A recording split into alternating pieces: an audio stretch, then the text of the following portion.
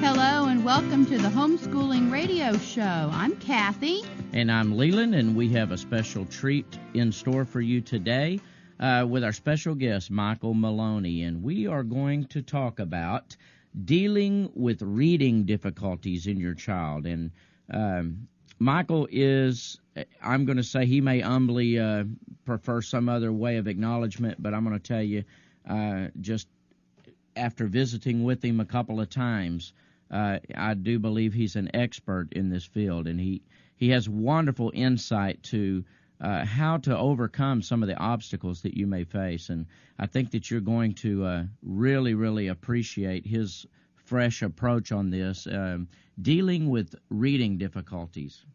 Well, Leland, I don't think we ought to keep the listeners waiting. Why don't you just go ahead and introduce him and let's get started. I'll do it. We have with us on the program today Michael Maloney. He is a teacher, principal, and entrepreneur who left public education to create effective private schools and learning centers across North America. Besides writing the best-selling book, Teach Your Children Well, and co-authoring the series Teach Your Children to Read Well, Michael is the creator of Scholastic's Math Tutor, an award-winning software system for teaching arithmetic.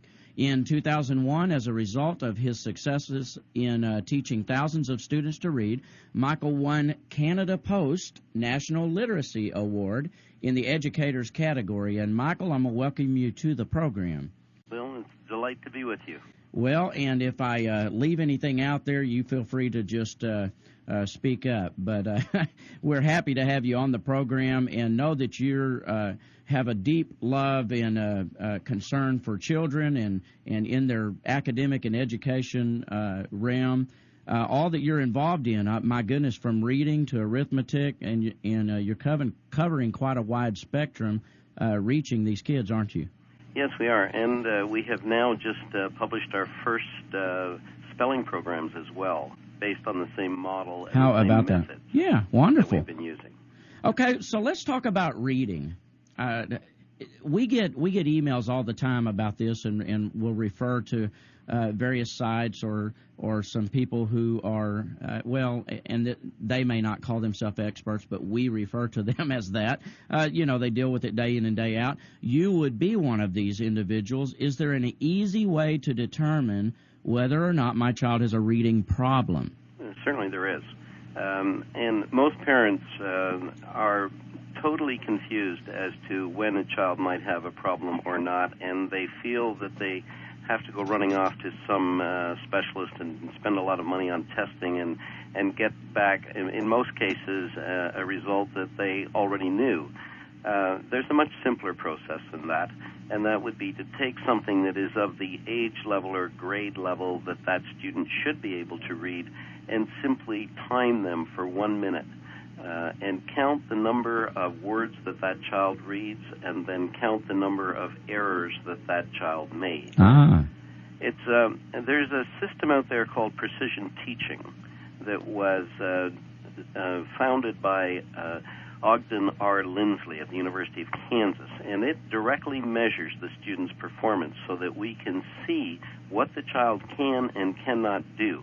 And so a 1 minute timing of a child's reading of some material that's appropriate for that age is a very, very quick and easy and reliable method for being able to determine if the child has a problem. The child should be able to read somewhere in the order of 200 words per minute. Okay. With no more than 2 errors. Wow. I'm trying to think, can I do that?